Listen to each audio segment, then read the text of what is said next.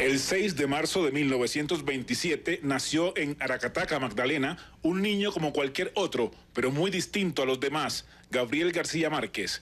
Aracataca es un pequeño municipio en el norte de Colombia que muchos confunden o asimilan con Macondo, un pueblo creado en la inagotable imaginación de Gabo o Gabito, como lo apodaron sus padres y amigos desde la infancia. Allí transcurrieron muchas de sus historias y obras literarias más conocidas, entre ellas la que le dio el reconocimiento mundial, 100 años de soledad. A García Márquez siempre le gustó que lo reconocieran y lo recordaran como el hijo del telegrafista de Aracataca, lo que revela en parte su carácter, humildad y grandeza. Sus padres, Gabriel Eligio García Márquez y su madre, Luisa Santiago Márquez, lo dejaron desde muy niño al cuidado de su abuelo, el coronel Nicolás Márquez, y su esposa Tranquilina Iguarán. El veterano de guerra fue uno de los primeros en despertar en Gabo la pasión por las historias, los cuentos, el periodismo y la literatura. Doña Tranquilina Iguarán tenía dificultades visuales, pero las maravillosas historias, fábulas y leyendas que le contaba a su nieto, muchas de ellas imaginarias, inspiraron gran parte de la obra del más universal de los autores colombianos. La infancia de Gabriel García Márquez transcurrió en la costa norte, en el Caribe colombiano, en medio de las necesidades propias de una familia de escasos recursos que hizo todo lo posible por brindarle una buena educación.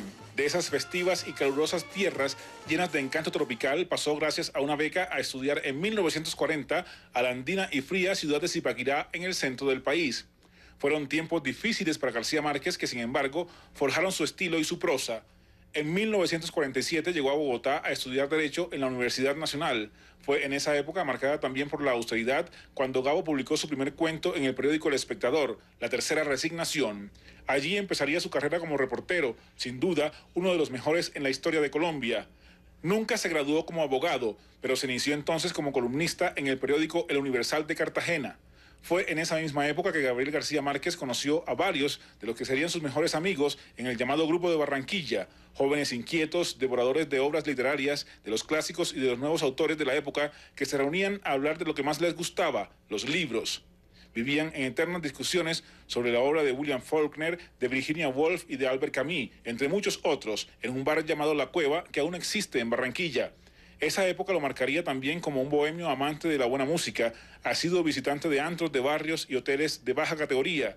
Muchos de esos lugares son de común referencia en su obra literaria. Pasada una década, a comienzos de 1950, comenzó a escribir su primera novela, que inicialmente se llamó La Casa, y luego le cambió el título a La Hojarasca, todo inspirado en su natal Aracataca, que poco a poco se iba convirtiendo ya en Macondo, y en el comienzo de una extensa producción literaria que incluye títulos como Relato de un náufrago, El coronel no tiene quien le escriba, La mala hora, Los funerales de la mamá grande, El amor en los tiempos del cólera, Crónica de una muerte anunciada, El otoño del patriarca, Vivir para contarla, entre otras. Pero Gabo realmente llegó a su cúspide en 1967 con 100 años de soledad, su obra maestra traducida a 30 idiomas y de la que se han vendido más de 50 millones de ejemplares. En 2007, durante un homenaje de la Real Academia de la Lengua, García Márquez leyó el primer párrafo de su novela y contó una anécdota sobre cómo la escribió. Muchos años después, frente al pelotón de fusilamiento, el coronel Aureliano Buendía había de recordar aquella tarde remota en que su padre lo llevó a conocer el hielo. No tenía la menor idea del significado ni el origen de esa frase, ni hacia dónde debía conducirme.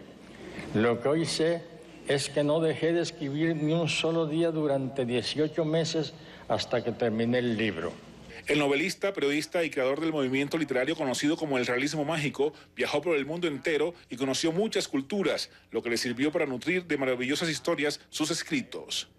La narración de hechos históricos, de costumbres y la descripción de nuestra manera de ser tomaron en 100 años de soledad una dimensión épica.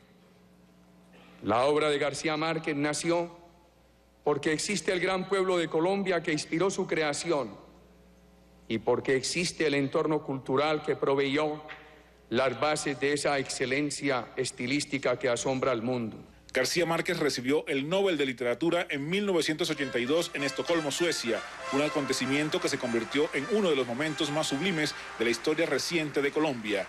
Gabo fue amigo de muchos poderosos, pero detestaba el poder. Su relación cercana al líder cubano Fidel Castro le valió muchas críticas, pero también fue cercano a los presidentes de las últimas 6 décadas en Colombia, de expresidentes de Estados Unidos y de América Latina, de reyes y empresarios, pero en especial fue amigo de sus colegas novelistas. Fue notoria su cercanía con el mexicano Carlos Fuentes y también sus desencuentros con el escritor peruano Mario Vargas Llosa, que no pasaron del plano literario.